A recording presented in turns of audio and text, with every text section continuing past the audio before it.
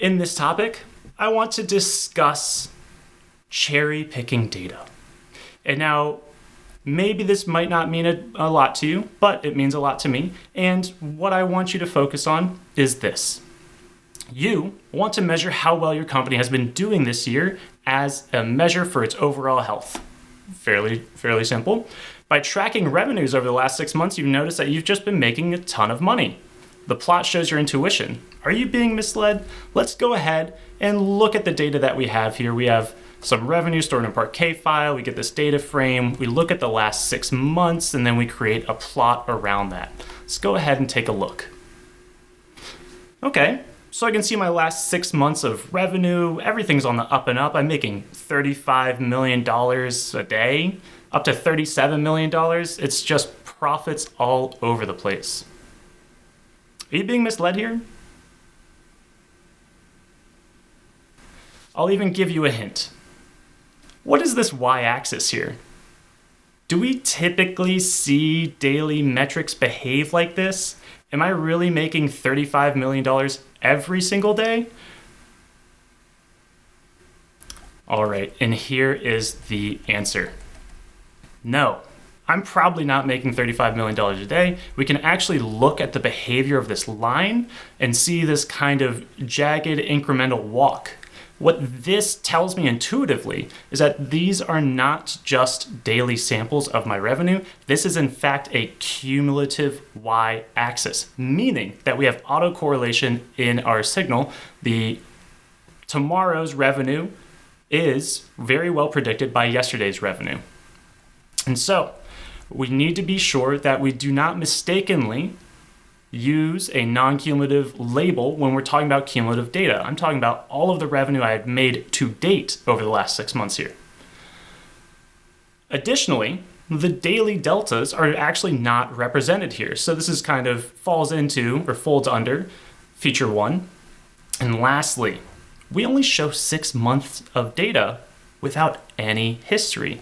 What if my company over the last 3 years has been doing even better than that, and then it tanked suddenly, and now maybe I've just started to climb my way just back up barely. $37 million in profit is nothing considering maybe I used to be having a $1 billion industry a few years ago. So, how can we fix this?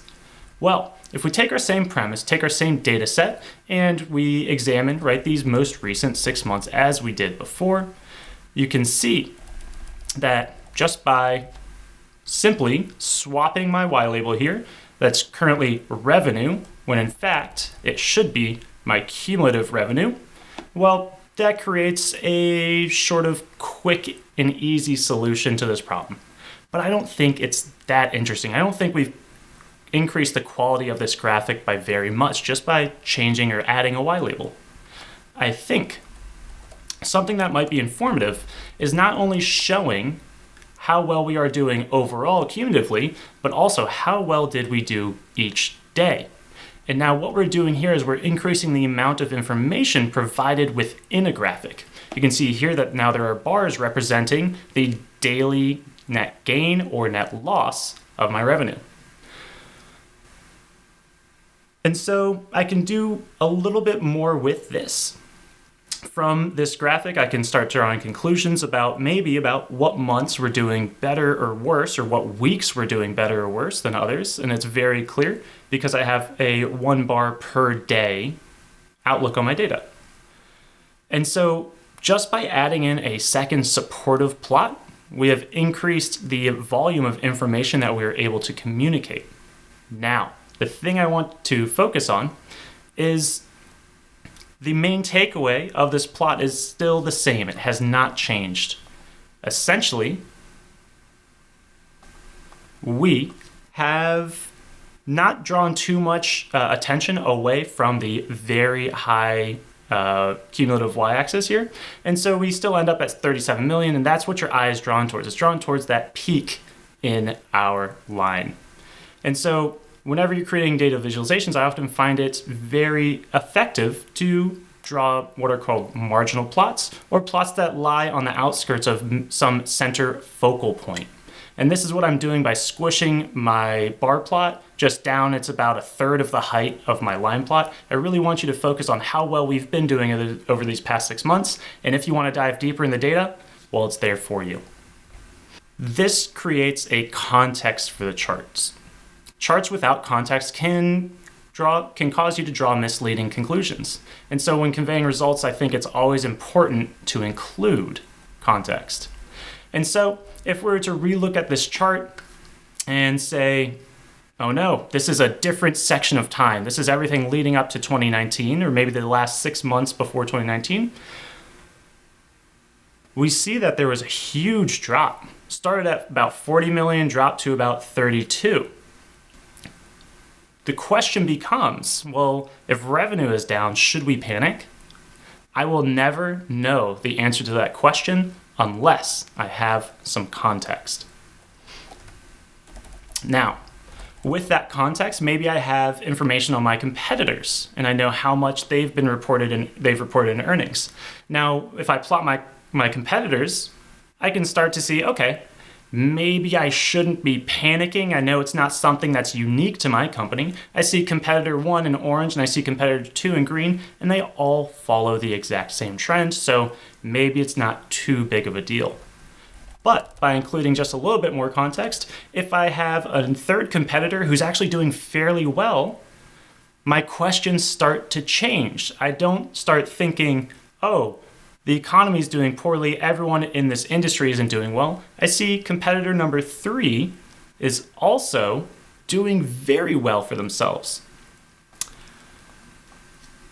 This makes me wonder, what is competitor 3 doing differently than myself? And I might want to go maybe use some business ideas or gain inspiration from this third competitor who has fared very well in whatever economic downturn this might represent.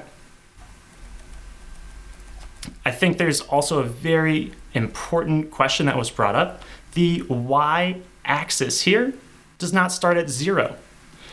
Now, depending on the type of chart you're looking at, the y-axis starting at 0 or not starting at 0 could be a problem. For this specific chart, we're just zoomed in on 6 months worth of data, so I think it makes sense to not start at 0, especially since our revenues are so far away at 0. It would effectively squish everything in the upper hand portion of this plot. And I'll even go ahead and show you what that would look like. And so if we do start at 0, we see our revenue get squished way up to the top. Now, this is a more faithful representation, a more scaled representation, but it draws the attention away from the small shifts up and down in our revenue.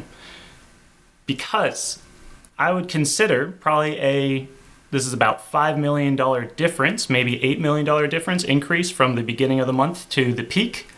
And I might want to consider that because $8 million is no laughing matter when it comes to revenue. And so having this zoomed in view might be useful for conveying this information. But I will also share with you times when having a zeroed y-axis is beneficial. Before we get to that, what if we want to include more data? More data, more context, right? And so if we want to include maybe some historical data, I'm not just interested in the last 6 months or maybe the year prior where we saw that huge decline. Maybe I want to show both of those in context. So instead of just subsetting my data to the last 6 months or a year ago, I'll read in all of my data here and I'll do something kind of neat. I will start by creating a plot with a much more complex layout that shows a lot more data here. And so I'm doing a few things here. In the lower hand plot, you can see that I have 2 or 4 years worth of data. Starting back in 2015, maybe this is when the company started. Maybe I had a very generous investor who started me off with $20 million. If that was the case, I could use this as a zero baseline to report revenues starting from there and have 20 million effectively be 0. But let's focus on the total dollar value. Over the past 4 years, you can see that my company has increased quite steadily. And then things got a little shaky around 2018. We saw a little hump with a drop, and then things continued to decline throughout 2019. And then you can see we start to scale back up just over my shoulder in the last 6 months here. What I can do is I can use a combination of colors as well as lines to zoom in on various parts of my data. And in fact, I can draw just a rectangle and use lines that connect the corners of those rectangles to the corners of another plot. And that other plot actually has a zoomed in view of my overall time series data here. And so this is a little trick that you can use in your data. This is a great way of including context, saying, here's all of the data that I have. I'm just focusing on this little part because this is the part that I'm curious about for this analysis. And so I'm going to share with you everything that I have and then zoom in here so that you can take everything in stride. The other thing that I might want to do if I'm pulling out two separate contexts here, I actually would probably want to have these two upper hand plots share a y-axis. And so to have them share a y-axis, I can just use matplotlib's share y axis level function. And this gives me a little bit more of an idea of how do these two contexts compare to one another how do these two data pools compare to one another without losing the broader context? And I can now, because they share the same y-axis and the same scale, I can now visually compare them without needing to perform any other mental jumps or mental hoops. And so this is one of the ways that you can add more context to your plots, share more data without confusing the message. You can see that it's very clear that their company has a history. We've been doing quite well overall, just a few little hiccups, and we're performing some analysis here, some exploration as to what might have happened. I would follow this up. This is a primarily exploratory analysis here. I would follow this up and probably look at some competitor data to really drill down into, well, what happened? Maybe something happened with manufacturing, maybe something happened with marketing that would cause this downturn, and then what changed to cause me to go back up again starting in early 2019. And so these types of exploratory visualizations are often used for inspiration for future analyses, and that's why I find they're so important and so impactful. And so that takes us to the end of our cherry picking data. I want you to always be sure that whenever you are creating a data visualization, you're never just sub-selecting a few data points out of a much larger sample without carrying any of that information forward with you about where your data came from.